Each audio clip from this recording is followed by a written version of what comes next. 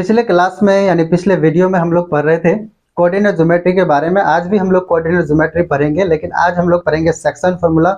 पिछले वीडियो में हम लोग डिस्टेंस फार्मूला पढ़े थे और उससे रिलेटेड एक दो क्वेश्चन भी बनाए थे। ठीक है, तो पहले मैं आपको डिस्टेंस फार्मूला रिकैप करा देता हूँ, आप थोड़ा सा ध्यान से देखिए ताकि सेक्शन फार्मूला को और अच्छा से पढ़ सके, है ना। तो देखिए डिस्टेंस फार्मूला क्या था कि एक कोई पॉइंट है आपका x1, y1 और दूसरा पॉइंट है x2, y2। ये मान लो कि पॉइंट ए है और ये पॉइंट है बी। इन दोनों पॉइंट को मिला देने से ये लाइन सेगमेंट ए बी बनेगा। इस लाइन सेगमेंट ए बी के बीच की जो दूरी है उसको आर मान लेते हैं। तो ये आर कितना मिल रहा था? आर मिला था under root x2 minus x1 का whole square plus y2 minus y1 का होल स्क्वायर, यही तो मिला था। This is called distance formula which gives the distance between two points A and B. समझ आ गया? ओके, चलते हैं अब सेक्शन फार्मूला की तरफ। सेक्शन फार्मूला क्या है? तो सेक्शन फार्मूला को हम लोग दो पार्ट में पढ़ते हैं, एक इंटरनल डिवीजन और एक एक्सटर्नल डिवीजन। तो पहले हम लोग आज इंटरनल डिवीजन देखेंगे, उसके बाद हम लोग एक्सटर्नल डिवीजन की तरफ बढ़ेंगे। तो पहले डिस्टेंस फार्मूला को सेक्शन फार्मूला को समझते हैं, उसके इंटरनल डिवीजन को स्पेशली पढ़ेंगे। तो देखिए सेक्शन फार्मूला को समझने के लिए पहले हम लोग क्या करेंगे, एक फिगर बनाएंगे और उस फिगर को ध्यान से आप देखिए मैं क्या क्या कर रहा हूं, आप यहाँ पर ध्यान दीजिए। देखिए ये है आपका कोई एक नंबर लाइन, ये नंबर लाइन है आपका, यहाँ पर है 0 1 2 3 इस तरह से लिखा होगा। यहाँ कोई दूसरा नंबर लाइन है उसी के परपेंडिकुलर, ठीक है, जहां पर दोनों एक दूसरे को इंटरसेक्ट करता है उसको हम लोग क्या बोलते हैं? ओरिजिन। ठीक है, ये हो गया एक्स एक्सिस और ये हो गया वाई एक्सिस। हॉरिजॉन्टल लाइन को एक्स एक्सिस, वर्टिकल लाइन को वाई एक्सिस बोलते हैं। ये बहुत छोटी सी बात है, ठीक है। अब हमारे पास मान लो कि दो पॉइंट है, एक पॉइंट है यहां पर पॉइंट ए और एक यहां पर है पॉइंट बी। इस पॉइंट ए का कोऑर्डिनेट है मान लो x1, y1, पॉइंट बी का कोऑर्डिनेट है x2, y2। ठीक है, दोनों पॉइंट को मिला देंगे,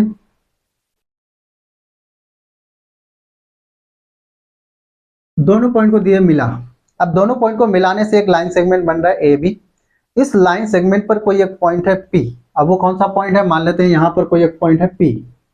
अब ये पॉइंट P मान लेते हैं कि इस लाइन सेगमेंट AB को m:n रेशियो में डिवाइड कर रहा है। तो m:n रेशियो में डिवाइड करने का क्या मतलब है?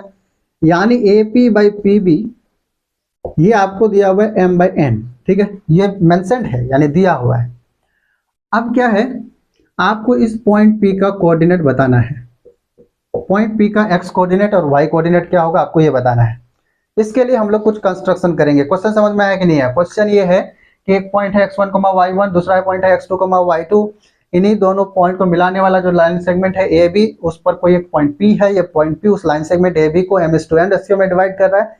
आपको पॉइंट P का कोऑर्डिनेट निकालना है। m:n रेशियो में डिवाइड करने का मतलब AP/PB बराबर m/n होता है। समझ में आ गया? अब ठीक है, अब देखिए यहाँ पर हम लोग क्या करेंगे, कुछ कंस्ट्रक्शन करेंगे। तो यहाँ पर थोड़ा सा एक्स एक्सिस को मैं और बढ़ा देता हूँ। देखो यहाँ पॉइंट ए से हम लोग एक्स एक्सिस पर एक परपेंडिकुलर ड्रॉ करेंगे, फिर पॉइंट बी से P से परपेंडिकुलर ड्रॉ करेंगे, पॉइंट बी से परपेंडिकुलर ड्रॉ करेंगे। ठीक है, अभी नंबर्स को मैं हटा देता हूँ थोड़ी देर के लिए। इस पॉइंट का नाम रख देता हूँ R, इस पॉइंट का नाम S, इस पॉइंट का नाम रख देता हूँ T। अब क्या करेंगे, पॉइंट P से हम लोग इस PS पर परपेंडिकुलर ड्रॉ करेंगे, फिर पॉइंट P से बी टी पर परपेंडिकुलर ड्रॉ करेंगे। देखो पॉइंट ए से हम लोग क्या ड्रॉ करेंगे, परपेंडिकुलर पीएस पर, यहाँ पर परपेंडिकुलर ड्रॉ किया। फिर पॉइंट पी से हम लोग बी टी पर परपेंडिकुलर ड्रॉ करेंगे। इस पॉइंट का नाम यहाँ पर दे देते हैं एम, इस पॉइंट का नाम दे देते हैं एन। अब हमारे पास दो ट्रायंगल है अभी बेसिकली। एक ट्रायंगल देखो ध्यान से, ये कौन सा ट्रायंगल है? ए एम पी, और एक दूसरा ट्रायंगल है पी एंड बी। ये दोनों ट्रायंगल है। इन दोनों ट्रायंगल में क्या खास बात है, क्या आप देख सकते हैं? तो अगर इन दोनों ट्रायंगल को आप ध्यान से देखेंगे तो आपको एक बात पता चलेगा कि देखो ये लाइन ए एम और पी एन, ये दोनों क्या है, एक दूसरे के पैरेलल लाइन है, क्योंकि वो जानबूझ करके एक्स एक्सिस के पैरेलल ड्रॉ किया गया है। तो दोनों पैरेलल है, और दोनों जब पैरेलल होगा तो ये लाइन है ए बी, दोनों के साथ सेम एंगल बनाएगा। क्यों? क्योंकि हम जानते हैं कि जब दो लाइन पैरेलल हो और एक तीसरा लाइन उसको इंटरसेक्ट करके जाएगा तो ये करस्पॉन्डिंग एंगल बराबर होता है। इसको ट्रांसवर्सल लाइन बोलते हैं, तीसरे लाइन को। ये हम लोग क्लास 9th में मैथ्स में पढ़ चुके होते हैं। ठीक है, तो यहाँ पर देखिए, तो एक बात इंपॉर्टेंट बात क्या है, देखो ये एंगल और ये एंगल क्या होगा, बराबर होगा दोनों ट्रायंगल में, तो ये एंगल ऑलरेडी बराबर हो चुका है। क्या दूसरा एंगल भी दिख रहा है, देखो ये दूसरा एंगल भी यहाँ पर बराबर है कि ये भी 90 ये भी 90। क्यों 90 है दोनों, क्योंकि हमने वहां जानबूझ करके परपेंडिकुलर ड्रॉ किया, तो इसीलिए ये दोनों ट्रायंगल में दो एंगल ऑलरेडी बराबर हो चुका है। ये एंगल इसके बराबर है, ये एंगल इसके बराबर है, ठीक है ना, कोई दिक्कत नहीं है। अब देखो दो एंगल जब किसी ट्रायंगल में, दो करस्पॉन्डिंग एंगल जब किसी ट्रायंगल में बराबर हो जाए, तो तीसरा एंगल ऑटोमेटिकली यानी अपने आप क्या हो जाएगा, बराबर हो जाएगा, इसीलिए तीसरा एंगल भी इक्वल हो जाएगा। तो ट्रिपल ए यानी तीनों एंगल, यानी इस ट्रायंगल का तीनों एंगल उस ट्रायंगल के तीनों एंगल के करस्पॉन्डिंगली बराबर है। इसका मतलब ये दोनों ट्रायंगल क्या है, सिमिलर है। समझ में आया कि नहीं? जैसे एग्जांपल के लिए ये कोई ट्रायंगल है और ये भी कोई ट्रायंगल है, मान लो इसका एक एंगल 30 डिग्री, इसका एक एंगल 30 डिग्री, इसका एक 60 है और इसका भी एक 60 है, बाकी एक मान लो कि 90 एंगल है, तो 90 डिग्री यहाँ पर भी है, इसका 90 डिग्री यहाँ पर भी है, तो ये दोनों ट्रायंगल देखो क्या होगा, सिमिलर हो जाएगा। तो जब ये दोनों ट्रायंगल सिमिलर होगा तो हम लोग जानते हैं कि दोनों ट्रायंगल का जो साइड है वो प्रोपोर्शनल होगा करस्पॉन्डिंगली, है ना।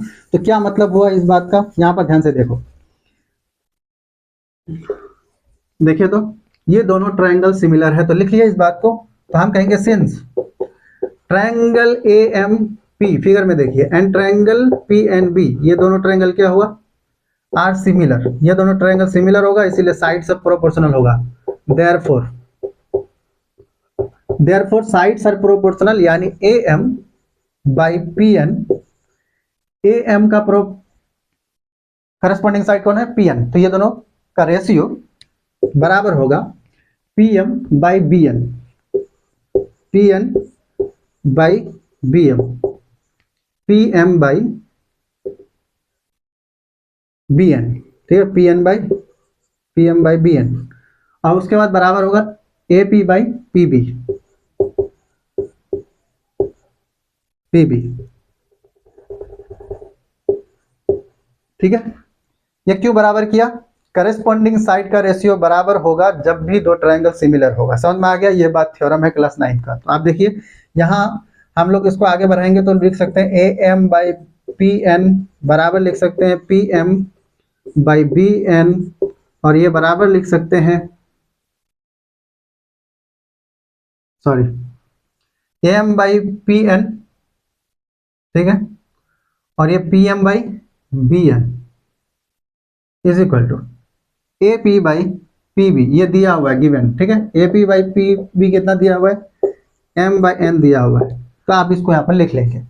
अब इसको आप क्या कीजिए, 1 मान लीजिए, इसको 2 मान लीजिए, इसको 3 मानिए, आप मानिए थोड़ा सा, फिर उसके बाद मैं आपको समझाता हूँ क्या मतलब है। ये मानना छोड़िए, अभी यहाँ पर देखिए तुम, अगर ए एम निकालना चाहें, देखो हम लोग को पॉइंट ए का कोऑर्डिनेट x1 y1 पता है, पॉइंट बी का कोऑर्डिनेट x2 y2 पता है, पॉइंट पी का कोऑर्डिनेट निकालना है वो नहीं पता है, तो मान लेते हैं थोड़ी देर के लिए पॉइंट पी के कोऑर्डिनेट को मान लेते हैं x, y। आप थोड़ा सा यहाँ पर ध्यान से देखो, आपको लिखना है ए एम, ए एम को कोऑर्डिनेट के फॉर्म में लिखना है। कैसे लिखोगे, देखो अगर आप यहाँ देखो तो ए एम कितना होगा, देखो ए एम लिखने के लिए ये है ए एम आर एस के बराबर होगा, और ये आर एस कितना होगा, तो देखो ओ एस में से ओ आर घटा देंगे तो आर एस मिलेगा, तो ओ एस कितना है, उतना ही है जितना पॉइंट पी का एक्स कोऑर्डिनेट है, तो ये हो गया एक्स माइनस ये कितना है ओ आर x1, है ना। ओ आर x1 क्यों लिखा, क्योंकि ओ आर जो डिस्टेंस है वो उतना ही होगा जितना पॉइंट ए का एक्स कोऑर्डिनेट होगा। समझ में आया कि नहीं है, तो इसीलिए इस तरह से हो गया ए एम।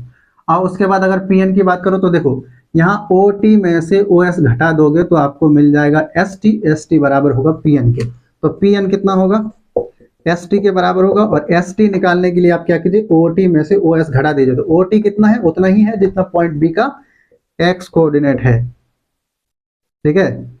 अब O T minus O S कितना है, उतना ही है जितना पॉइंट पी का एक्स कोऑर्डिनेट है। समझ में आ गया क्या, ये होगा ना। उसी तरह से अब क्या होगा, अगर आप पी एम लिखना चाहें तो देखो तो पी एम कितना होगा,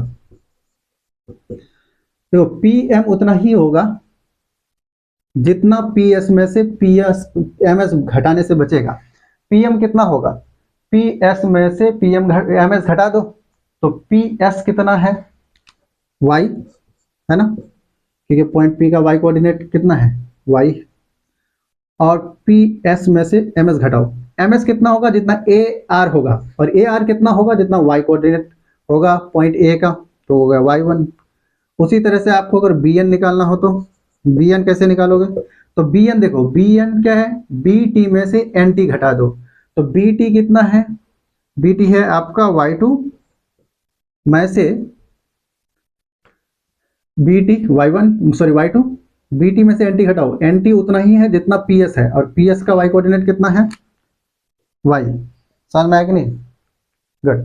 तो ये हो गया। अब यहाँ पर लिखो, ये हो जाएगा आपका x minus X one by X two minus X, और ये पी एम कितना होगा? y minus Y one by Y two minus Y बराबर m बाई n। अब क्या करो, इसको 1 मान लो, इसको 2 मान लो, इसको 3 मान लो। ठीक है। अब क्या करेंगे, अगर आपको x निकालना हो तो आप 1 और 3 को ले लीजिए, आपको y निकालना हो तो 2 और 3 को ले लीजिए, निकल जाएगा ना। आइए देखते हैं, यहाँ पर इसको लो from 1 and 2, from 1 and 3 we get, देखो यहाँ पर क्या है, x minus X one by X two minus X बराबर होगा, किसके बराबर होगा? m बाई n के। इसको क्रॉस मल्टीप्लाई करो और यहां से x की वैल्यू निकालो। ठीक है, क्रॉस मल्टीप्लाई करते हैं। ऊपर लिख लिए, मिटा देता हूं, है ना। ऊपर लिखिए इधर,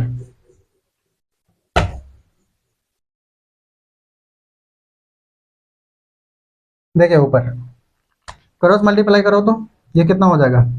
M X two M X two M X two minus M X cross multiply, फिर ये एन इससे मल्टीप्लाई होगा तो N X minus N X one बराबर, एक्स निकालना है तो एक्स वाले को इस तरफ करो, तो ये हो जाएगा M X two plus N X one बराबर एन, एम एक्स को उधर भेजो तो ये हो जाएगा M X plus N X. यहां से इसको लिख सकते हैं M X plus N X बराबर M X two plus N X one. कुछ नहीं किया, लेफ्ट वाले को राइट में लिखा, राइट वाले को लेफ्ट में लिखा, क्योंकि टू बराबर, अगर मान लो ए बराबर बी है तो बी बराबर ए लिख सकते हैं, है ना। उसी तरह से तो ये हो गया, एक्स अगर कॉमन ले लेंगे तो एम प्लस एन हो जाएगा, और ये बराबर M X two plus N X one बराबर हो जाएगा, यहाँ से एक्स बराबर M X two plus N X one by M plus N. समझ में आया क्या? x निकल गया कि नहीं निकल गया। उसी तरह से आप y निकालना चाहते हैं तो y निकालने के लिए दूसरा और तीसरे को ले लीजिए। समझ में आ गया? ठीक है, आ जाइए देखिए। तो similarly from 2 and 3 we get, क्या होगा? 2 and 3 से ये हो जाएगा y, इन दोनों को बराबर करो तो यहां से y निकालेंगे तो उतना ही निकलेगा, ऐसे M Y two plus N Y one by M plus N. जैसे इसको निकाला उसी तरह से इन दोनों को लेकर के निकालेंगे तो y बराबर इतना आएगा। समझ में आ गया? ऊपर से गया, बहुत ही सिंपल है ना। ठीक है, आगे लिखो, लिख लो फिर मिटाते हैं, आगे लिखते हैं।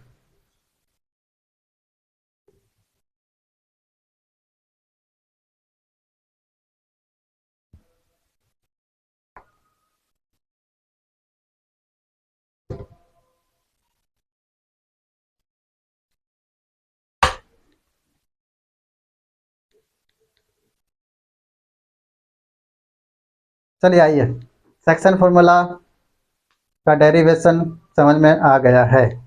आगे चलते हैं, अभी क्या क्या कर सकते हैं, आते हैं दिमाग लगाते हैं। देखो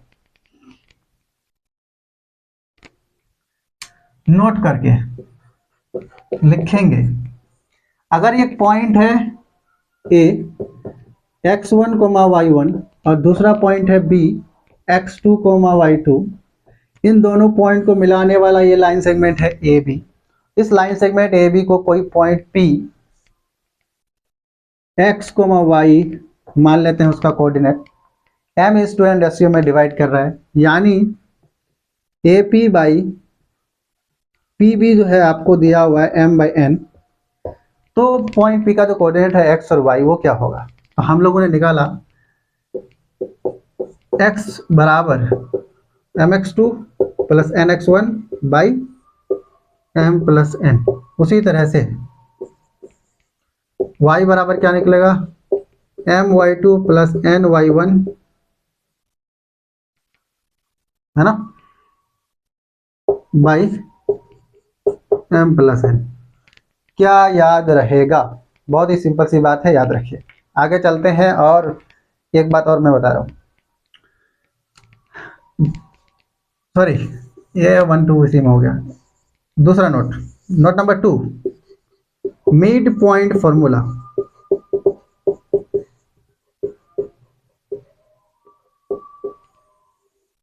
मिड पॉइंट फॉर्मूला क्या है? बहुत ही सिंपल है। देखो क्या है, हमारे पास क्या है, एक पॉइंट है ए x1 y1 और दूसरा पॉइंट है x2 y2। इन दोनों पॉइंट को जब ज्वाइन कर देंगे तो एक लाइन सेगमेंट मिलेगा ए बी, और इसी लाइन सेगमेंट ए बी का जो मिड पॉइंट है, यानी एग्जैक्टली बीच वाला जो पॉइंट है वो है पी। तो आपको ये पी का कोऑर्डिनेट मान लेते हैं x y, तो आपको ये x और y निकालना है। वो कैसे निकलेगा? तो देखो ए पी और पी बी दोनों क्या है, बराबर है। तो इसका मतलब क्या हो गया, A P by P B बराबर है A B A P by P B. ये m बाई n जिसको बोल रहे हैं, ये दोनों बराबर है। बोला कि ये और ये बराबर है, तो कितना होना चाहिए? 1:1 हो जाना चाहिए, है ना, 1:n। m और n बराबर है जी, तो यहाँ से m को हटाओ, उसकी जगह पर n लिखो, तो n n कैंसिल होकर के 1/1 हो जाएगा कि नहीं हो जाएगा? सिंपल सी बात है। आगे चलो, तो अगर हम लोग m की जगह पर 1 n की जगह पर 1 रखेंगे तो वही फॉर्मूला क्या हो जाएगा? यही फॉर्मूला बन जाएगा x बराबर m की जगह पर 1 रखो, n की जगह पर भी 1 रखो, तो ये हो जाएगा x2 plus x1 by 1 plus 1 कितना 2, तो ये हो जाएगा x1 प्लस x2 बाई 2। दूसरा उसी तरह से अगर ये m बराबर 1 और n बराबर 1 रखेंगे तो ये क्या मिलेगा? यहाँ पर 1 रखो तो y2 plus y1 by 1 plus 1 यानी 2, तो y1 प्लस y2 बाई 2, ठीक है ना। ये हो जाएगा y2 प्लस y1 बाई 2, यानी y1 प्लस y2 बाई 2। याद रखिए इसको, बहुत ही सिंपल सी बात है, मुझे लग रहा है भूलना नहीं चाहिए। मिड पॉइंट फॉर्मूला बता चुका हूँ, आगे चलते हैं, ठीक है। ये हो गया फॉर्मूला, याद हो गया? ठीक है, याद करिए, रट्टा मार लीजिए।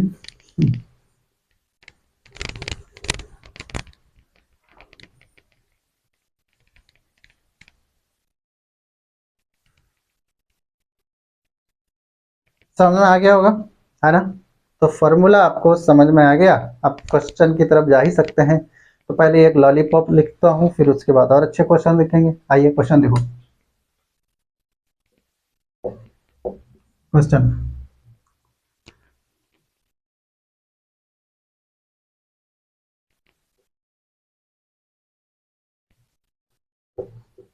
बोला कि if a point P divides the line segment joining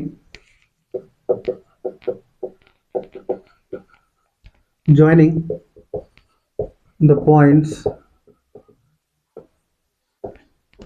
7,1 and 4,3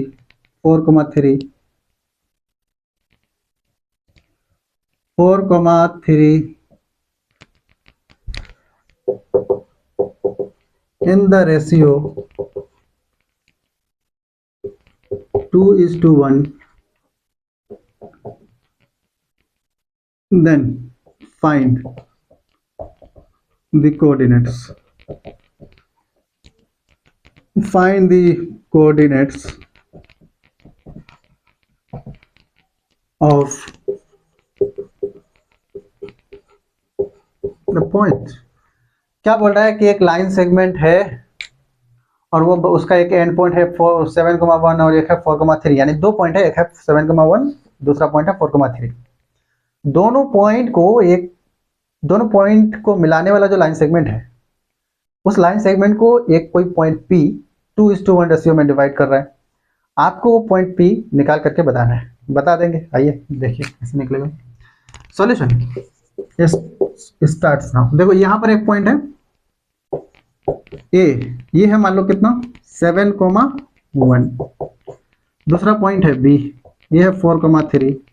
इन दोनों पॉइंट को मिलाने वाला ये लाइन सेगमेंट ए बी। इसी लाइन सेगमेंट पर कोई एक है पॉइंट पी। अब ये लाइन सेगमेंट को ये जो पॉइंट पी है 2:1 रेशियो में डिवाइड कर रहा है। मतलब A P by P B जो है, जिसको हम लोग m बाई n बोलते हैं, ये आपको दिया हुआ है 2:1 यानी 2/1। So you need to find the value of the coordinates of the point P. So let's find it out. Let's assume the coordinates of point P are x, y. Okay, we need to find x and y. Let's find it out. देखो यहाँ पर कैसे निकलेगा। तो हम लोग formula जानते हैं, इसको आप x1 y1 मान लो, इसको x2 y2 मान लो, ठीक है ना। इसको x1 y1 मान लो, इसको आप x2 y2 मान लो। ये हो गया m, ये हो गया n, m बाई n, ठीक है। फॉर्मूला आते हैं, देखो फॉर्मूला क्या जानते हैं। We know that mx2 plus nx1 by m plus n, है ना। तो x बराबर कितना, m कितना है, देखो ये है m 2 इंटू x2 कितना है 4, n मतलब 1, है ना, इंटू x1 मतलब 7 बाई 2 प्लस 1 कितना हुआ, 4 दूनी 8, 8 और 7, 8 और 7 15, 15 बाई 3, यानी हो गया 3 5 6 15, है ना। 15 को 3 से डिवाइड करोगे तो 5 मिलेगा, सिंपल सी बात है। आगे चलते हैं। y उसी तरह से क्या निकलेगा, एंड y हम क्या जाने, my2 plus ny1 by m plus n, है ना। कितना होगा जी, फॉर्मूला में पुट करो, निकालो। देखो कैसे निकलेगा, सिंपल सी बात है। अगर कोई कहेगा कि हमको यहाँ से y निकालना है, तो m कितना है 2, y1 कितना है 3 प्लस n मतलब 1, y1 का मतलब 1 by 2 plus 1 m plus n, ठीक है। ये कितना हो गया, 3 दूनी 6 और 1 7, 1 इंटू 1 1, 6 7 7/3, ठीक है। तो पॉइंट P का कोऑर्डिनेट निकल चुका है, कितना निकला है, x कोऑर्डिनेट निकला 5, y कोऑर्डिनेट निकला 7/3, तो गया 5,7/3। This is the answer. क्या समझ में आया, नहीं समझ में आया, कोई बात नहीं, समझ में आ गया तो और अच्छी बात है ना। बहरहाल आगे चलते हैं।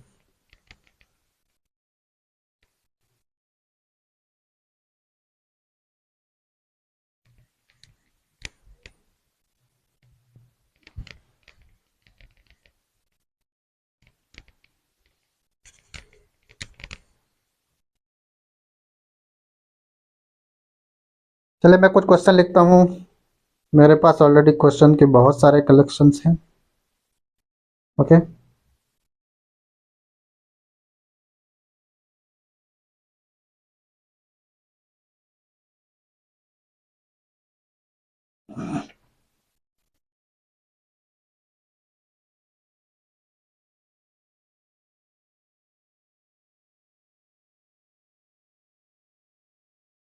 आ जाओ क्वेश्चन लिखते हैं।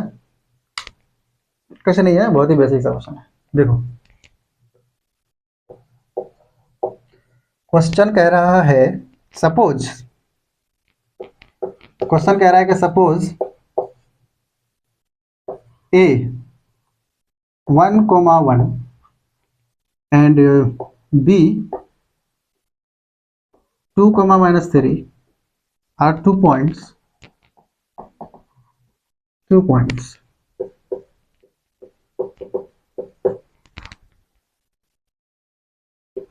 and d is a point on AB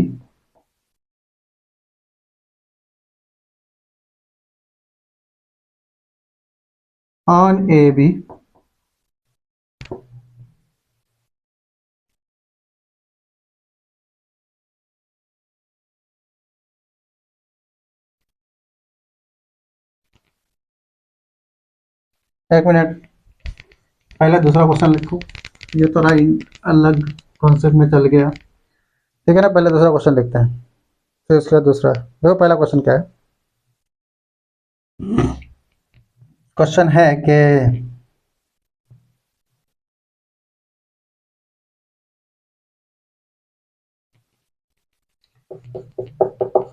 find the ratio in which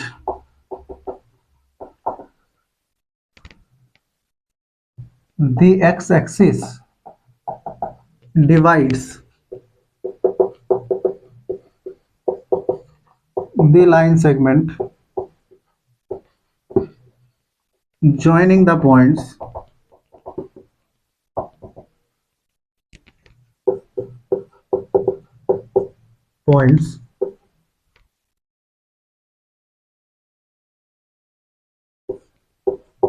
4, -5 and 3, 7। ठीक है, ये क्वेश्चन है। क्या क्वेश्चन है? बहुत ही सिंपल सी बात है। देखो क्या क्वेश्चन करा कि find the ratio in which the x axis divides the line segment joining the points 4, -5 and 3, 7। बोल रहा है क्या कि आप रेशियो बताइए जिस रेशियो में एक्स एक्सिस उस लाइन सेगमेंट को डिवाइड कर रहा है, जो लाइन सेगमेंट इन दोनों पॉइंट के मिलने से बना है। नहीं समझ में? देखो फिर पिक्टोरियल समझाते हैं। देखो क्या कह रहा है कि हमारे पास है ये वाई एक्सिस मान लो और ये है एक्स एक्सिस, ठीक है, एक्स एक्सिस वाई एक्सिस। ये एक पॉइंट है 4, -5। 4, -5 किधर होगा? 4 इधर जाएंगे, -5 इधर, तो यहां होगा कहीं 4,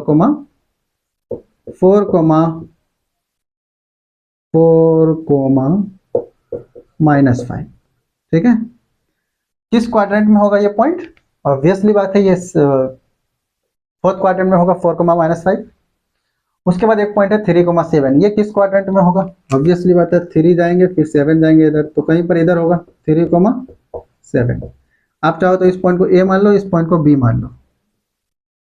अब इस लाइन सेगमेंट ए बी को एक्स एक्सिस क्या कर रहा है? डिवाइड कर रहा है कि नहीं कर रहा है? यहां पर कर रहा है ना। यहां पर क्या कर रहा है? इस पॉइंट को आप पी मान लो, ठीक है ना।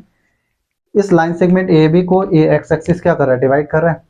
अब यही सवाल है कि किस रेशियो में डिवाइड कर रहा है ना। तो निकालो। मान लेते हैं m/n रेशियो में डिवाइड कर रहा है, तो हमको वही m/n निकालना है ना।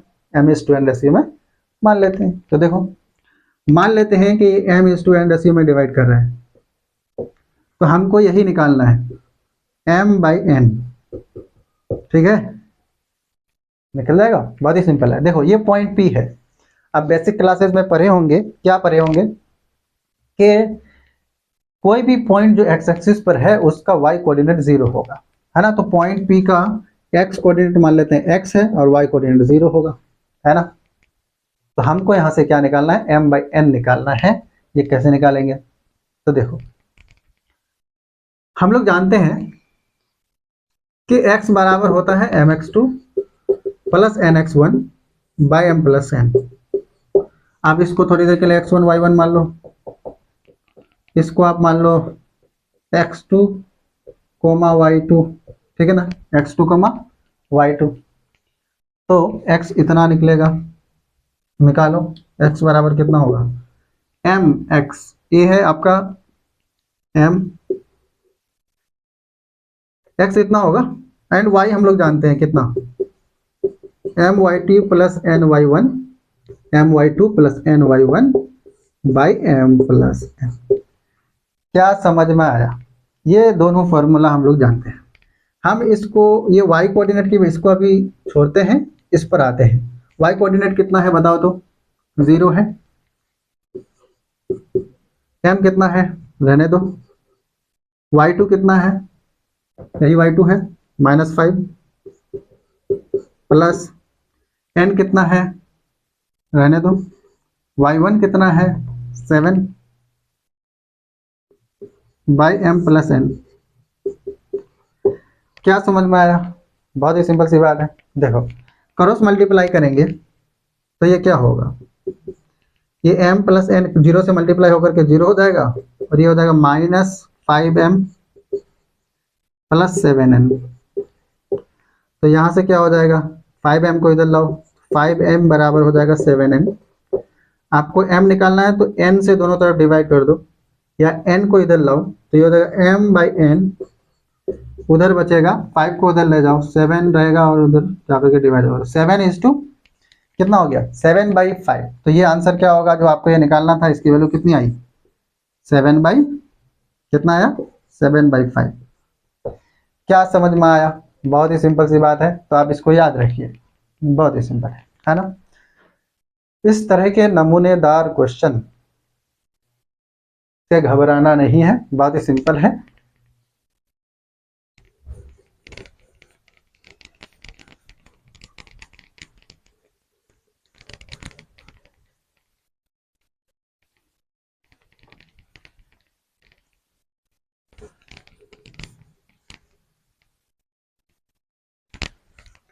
देखो, सेक्शन फॉर्मूला जो है ना, अभी खत्म नहीं हुआ है। सेक्शन फॉर्मूला में एक चीज और बाकी है, इंटरनल डिवीजन। ये था एक्सटर्नल डिवीजन, हमने 2 ही क्वेश्चन बनाए, बहुत ही बेसिक क्वेश्चन। जब हम लोग थोड़ा सा और आगे इंटरनल डिवीजन पढ़ लेंगे, उसके बाद हम लोग थोड़ा सा और भी आगे हम लोग वो centroid, in centre, circum centre, this that, उससे बहुत सारा कुछ पढ़ेंगे, तब बहुत अच्छे अच्छे क्वेश्चन बना सकते हैं।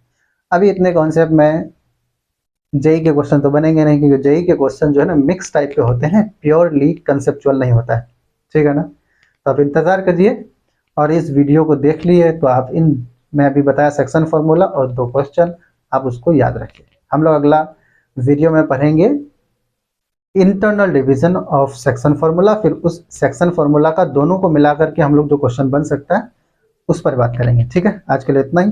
Thank you.